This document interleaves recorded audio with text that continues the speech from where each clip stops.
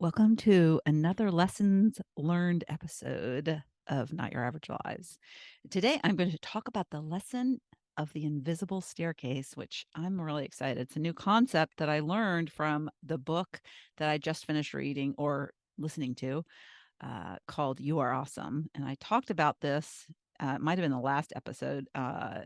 Another concept might have been the one before that. I've lost track. My grandchildren are here, and I have to just say, kudos to all you parents out there juggling all the things because it's exhausting. Maybe it's my age or I don't know, maybe it's the today we live in. But trying to keep them busy, trying to juggle now I only had 2. So that is the difference. I had 2. They were 18 months apart, so they were very much in similar stages throughout their lives. My oldest daughter has 4, and so my youngest daughter has 2, and they're very young. They haven't been able to come to nanny camp yet. We call it nanny camp, and it's a week in the summer where I get the oldest ones. So my daughter is 4. The 3 oldest ones are eligible. So we have an 11-year-old, a 9-year-old, and a 5-year-old. And the 5-year-old was eligible when he turned 4. So this is his second year here.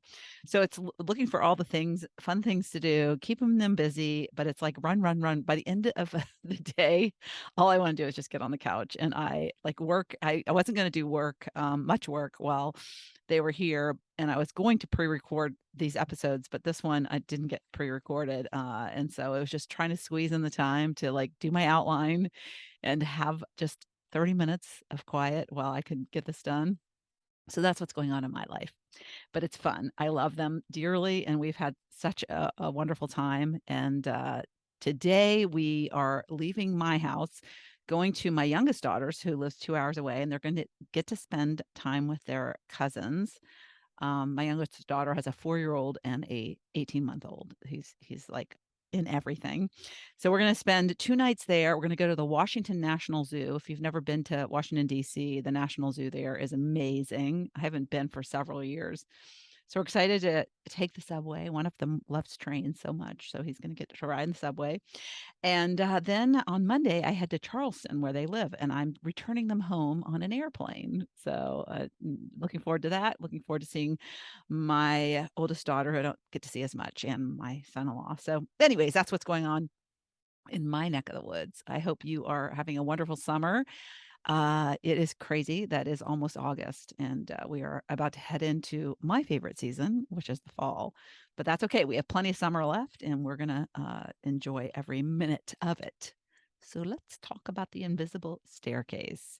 And this concept was so helpful, I thought, in conveying how our life is basically one big staircase. And if you can think of it that way, it it's really fascinating. I like this, way to picture that and where we are on the staircase, and we really don't know how many more steps there are.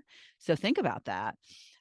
So the staircase, as Neil, Pasricha, the author, explains, the staircase represents your life. And, of course, we can't see the steps ahead of us, hence the name invisible staircase. But we can look back and see all of the steps we've taken. And I say this, and I've said this in other podcast episodes. I also tell my students this. It's one of the reasons I have them do a look back exercise. I'm going to do a little twist, a little different twist on the look back exercise I'm going to give you. So I did homework, I think in the last episode. So I hope you're liking homework. Because I think once you apply something, learning the concept is one thing, but then like applying it with an exercise, it makes it just stick more. So you can see where you've been. So I think it's really valuable to take some time, sit down, and do a little memory lane walking back in time and write down the things that come up for you on steps where it might have been a step that was a huge step in your life, maybe a hard step that you took, but it was a step. that you took. You wouldn't be on the step you're on if you hadn't taken that step. So, some examples from my life that I'll give you that might help you uh, think of some things in your life. Well, one example that I think of is that I took a semester off in college, and I wasn't really excited about what I was taking at the time, what my major was. And I went through a breakup, and I was just struggling a bit and I wasn't happy. So I said, okay, I'm going to take a semester off. And I think it was actually the thought came because one of my roommates, her father worked for the State Department. We now know it was the CIA, but he was going to be stationed in Paris for a year. And so she wanted to go live in Paris, and she had a perfect opportunity to go with her parents. And so she was going to take a year off school. So she was leaving. And so it kind of put the thought in my mind, well, I can leave too, and I'll just take a semester off, kind of regroup, figure out what I want to do when I come back, and I'll do that.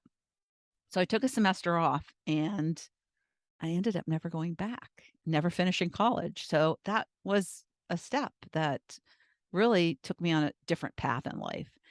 During that break, I met my husband, my first husband, my ex-husband. If I hadn't taken that break, I likely wouldn't have met him. I likely wouldn't have had 25 years married to him, and I wouldn't have my 2 children that I have, or my grandchildren that are here now visiting. So, yeah, so that's a step that led me up my invisible staircase that I didn't know what was coming when I took that semester off. Other things, there was like the path of my divorce. That was an unknown, and that was I'm going to get to some of these. When you think about what you don't know that's coming, and how we predict always that it's going to be the worst, and then that makes us pause on the step. And so, yeah, so I'll get to that. So, my question to you is, where are you, and what is your next step? No one knows what that is. You sure don't. Maybe somebody, but yes, the all-knowing somebody, but not the human beings that we are. We don't know. We don't have a crystal ball. So, and if that was the only problem, the not knowing, we'd probably be okay. But it's not. It's not the only problem. And what Neil says is that research shows that we actually think we can see up the staircase. We actually do, in our imagination, predict what's next. And it's usually never good, because that's the way the human brain works.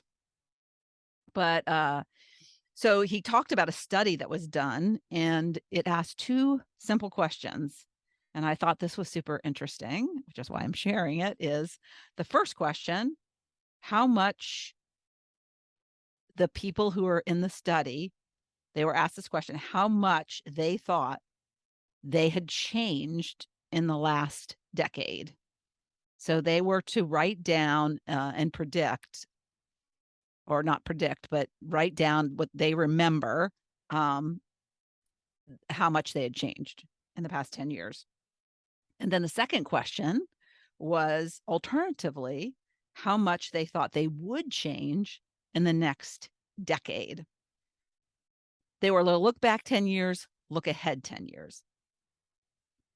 And what was interesting is that no matter how old they were, no matter what gender they were, and no matter what kind of personality they had, which was all part of the study, collecting this data, the answers were, in the last 10 years, how much they had changed. A ton was how they had described it.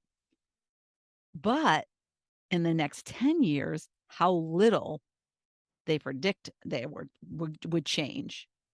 So, and here we are as humans having evidence of the last 10 years and recording it. And they're even in a study.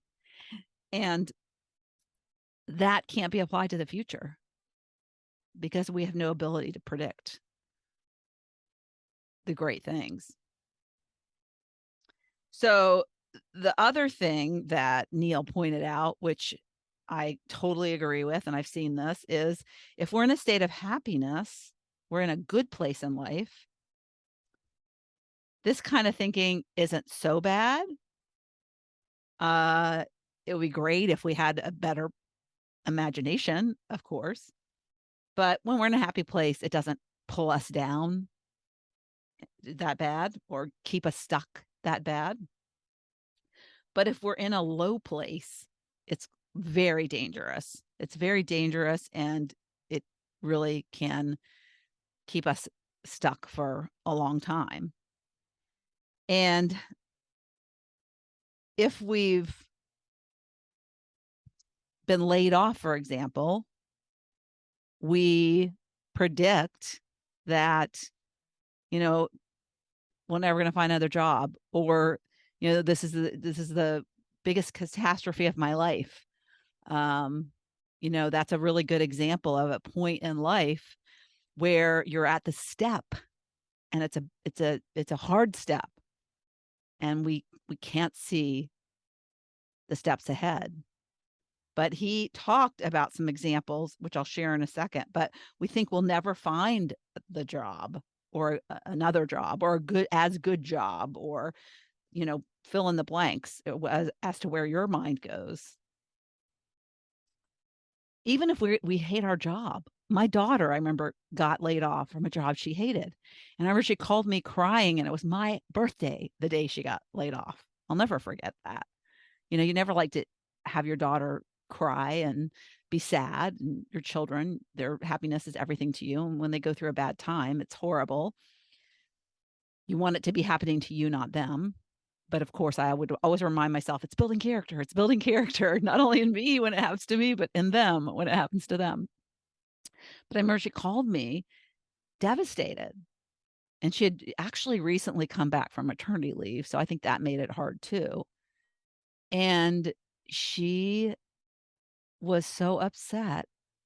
And I said, "But you hate your job. Isn't this a good thing?" And she was getting severance pay as well, where she would have time to find another job. And a lot of places don't do severance pay. So, and as so happened, it was a great thing, that layoff. So, but we think we'll never find the job. If we're splitting up with somebody, with a partner, or going through a divorce, which is really, that's a real severing of a relationship, right? Because, you not only divorce your spouse, but you divorce the whole family that you've grown to love. In my case, I loved my in-laws. I loved my ex-husband's brothers and sister. So yeah, it's not good. And we look at that invisible staircase, and we think we'll never have a, future with those people. And fortunately I did. And we remained in touch and kept that up in the future. But we couldn't see that. It was invisible at the time. But we think when we're going through this split, what do we predict? We'll be alone forever. That we'll never find another partner. And that's why a lot of people stay in relationships that don't make them happy, which is sad. That invisible staircase. So he calls this the end of history illusion, this mindset that we have when we're standing on the step. And it's the illusion of, when you think of the end of history as I know it. I think there's a song that has that statement in it. But what that means is that we think we'll stay in this place forever. We think we'll stay on the stair forever, and that nothing will change. But here's where the concept of the invisible staircase I find really helpful, is because if we look at everything in our life as a staircase, then everything we go through in life is just a step. It's just a step on that staircase. So he talks about there's Harvard professor, and he went to Harvard, so he probably knows this guy, but he's a famous Harvard professor and a best-selling author, and his name is Daniel Gilbert. And he talks about how our brains are wired to catastrophize. I thought that was a great word. I don't know how to spell it, but catastrophize. Yeah, that's what our brains are wired to do. Predict the worst, never the best. No, that's not what our brains do. So when it comes to predicting our future, we are stupid. We are idiots. So that's what Neil says. He says, you are not an idiot. We are all idiots when it comes to trying to predict a better future for ourselves. And he explained that he had a job in HR, one of his jobs. And talk about the worst kind of job is that he would have to be, and I don't know if you've ever been in an environment where people were laid off. And so I worked in the corporate world and I went through lots of layoffs where, people that worked for me, I had to let go. And then ultimately me, I've had a couple, I've had, I think two, but been laid off twice. But the HR person is there as a witness, to hand over the documents, to, be a resource, a confidant to the person. And he said in this role, he would have to walk people to their car with their box of, pictures that they had on their desk and whatever they had that they could take of their things that were with them in that job, and how sad that was. And he heard these people talk about, they'd say things, he said, like, I thought I'd be here forever. Uh, what am I going to do now? Or I'll never find another job. It's the catastrophizing, catastrophizing. Yes, I said it right. So that's what is the automatic thing. So but the funny thing is, and I this will obviously would take time. So when he's first in the job, he's experienced this and feeling horrible. He said he had sleepless nights. He would have nightmares. But after being in the job over time, he was lucky enough to run into some of those people, like at the grocery store or wherever he would go. And he would run into somebody. And he said, not one single time did one person, their prediction of like, I'll never find another job, come true. In fact, just the opposite was true. And they shared incredible stories of what had happened to them in the past year or however long it had been since they had been laid off. Maybe that getting laid off allowed them to spend time with a parent as they realized they got a terminal diagnosis, that they got a new job and had been promoted twice in the time since he had seen them last. And so it was just all these amazing stories of what turned out the layoff gave them, the invisible steps that they couldn't see because their brain wouldn't allow them to go there. So I thought that was really great. His experience was really interesting because I experienced that myself. I remember my first layoff and how devastated, you think, you're a valuable employee, and the shockaroo comes and you get called to an office and you're like, you don't even know what to say because it's such a shock. And the first time I was laid off, 25% of the company. So the company was failing. And it's funny that about earlier that day of the layoff, a friend of mine who I had worked with at that job and had left and was at another company had called me and said, I heard there's a layoff at your company today. And I was like, what? I was like totally in the dark. And not 2 hours later, somebody comes to my cubicle, knock, knock. I think the vice president's name was Stu. I don't know why I remember that, but Stu, because this was a long time ago. This was like 1989, maybe, or 1990. And I think I was 30 at the time, which would have been right. Well, 89, I was 30. So yeah.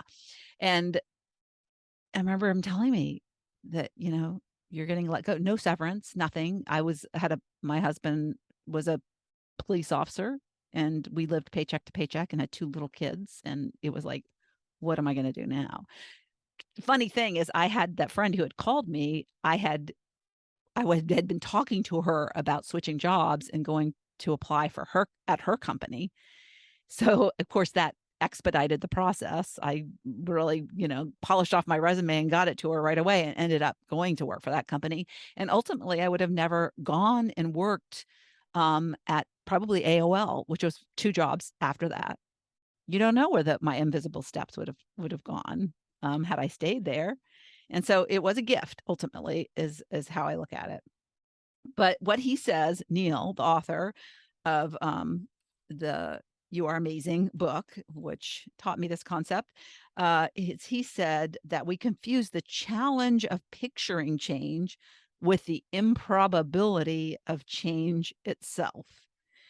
So this was interesting, and let me explain it a little bit further. So the picturing part of what's ahead, what lies ahead for us, would be around the question of what am I going to do now? Right? That's the question. And the next step in answer to that question, if you're trying to picture it, would to picture what you desire. That's the trick. But instead, we don't do that. Instead, our brain goes to worst case scenario. And then the improbability is that we imagine the worst. The improbability of change, that we'll get stuck where we are, is what we think. So the what am I going to do now comes to be like nothing or worse, right? And then that's where the I'll never find another job. We define it as negative. So we put these things together in our mind. We lump them together. And it's like not possible, right? It's not possible. The picture becomes the impossibility of what we desire. We don't even think about what we desire. We're just so stuck in the thinking of the moment where it's just disaster. So what he says is our seeing skills are shit, is what he says. I'm in my notes for this podcast, I put your seeing skills are crappy. So you can fill whatever word you're comfortable with. But when he said it, I was like, yeah, yeah, our seeing skills are shit. So, but yeah, that's what we do. We can't picture ourselves finding another job. So, and because we just are picturing ourselves at home and going on government assistance or getting a worse job or, our bank account going to zero or, fill in the blank on all the negative scenarios. So, when I say I think I said our, so he says your seeing skills are shit. Our seeing skills are shit. We are humans. And so everyone's ability or inability to picture the positive is how we're wired. So you think you can't see up the staircase. You think there aren't any more steps, but there are more steps. And change will come. It always does. And that's why it's so hard when we're in that place, because we don't see this as a process. We don't see, it as a process where it's just moving up the staircase. And that, I think, concept wise, is super helpful. So, and if we can't see the next step in the job, getting laid off is a perfect example. We can't see the next step in that moment. How can we ever see 10 steps ahead? Certainly can't. And so as I was thinking about how incredible this invisible staircase concept was and thinking about sharing it, as one of my lessons learned, um, I was thinking about the process of taking one step towards change is essentially what it is. We can only see what's behind us, right? Which is part of why we were looking at this evidence of uh we can't we picture the worst, right? We only have evidence. We don't. So if the step ahead is something new, it's harder to picture that the step ahead is something new. But then look at that study where the last 10 years were so valuable and in progress and how much change we had, and we can't apply that to the steps ahead. It's kind of contradictory, right? But that's how the brain works. That's what scientists have found. That's why they do these studies and they share these findings, and it's so like incredible. Um, but when I was thinking about this concept of the invisible staircase, what came to mind is another concept I'm going to add on. Neil didn't talk about this, but this is my concept, is that when we get stuck and we're too afraid to take that next step, we kind of wander around on a step. It's really the equivalent to being on a landing. So if you've ever known steps where you walk up steps, and then there's like kind of more of a platform, you have to walk a few steps to get to the more steps, right? And so it's kind of like that when when you just kind of refuse to advance and you choose to stay stuck, because I like to say it's a choice. But it's just a mindset. You just need to shift this mindset set, and that's why I love the invisible staircase, because you just have to keep going and good things will come. And these examples of what happened to these people who get laid off that Neil described is something that you need to hold on to when you get to that landing. And think about that. So, and the other thing is I was thinking about the landing, and as I was picturing this landing, and that sometimes we feel like we're just there so long, we end up sitting on the landing. That's super stuck, right? But that's it. Where our mind is in the improbability phase, right? And we're picturing the worst. So it's not possible. So why even take another step? Let me just sit down here on this landing. But now you know that that is just the way the human brain's wired, and it's kind of like tricking you. It's tricking you to stay safe. And sitting on the landing is a lot safer than stepping on a step that's invisible, and just trusting the process, having faith that the next step will lead you down the life path, or up the life path, if we're talking about staircases, that you're meant to go. So with this knowledge and with this concept in mind, it's time to stand up, get up on your feet, and take a step. And what you can do is create a picture of what you desire. Hold on to that. And so many of us don't even have that picture known because we're so busy picturing the worst.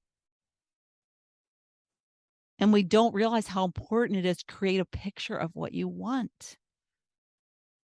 I never did that. And now I know how so vital and important it is. Even though your staircase is invisible, you can create what you want, that where you want that staircase to lead. You can create the picture of what you want to be on those steps going forward. I don't want to say where you want those steps to ultimately lead, because the stairs can lead to many places and you never know where they're going to end. So there can be many, many beautiful things and goals and dreams on those steps, and less landings. because you don't want to spend a lot of time on landing because you're not progressing. Sure, you can spend a few moments on the staircase lamenting something that you could have done better, maybe, or that, woe is me for a hot minute, maybe having a few tears, feel the feels, and then move on.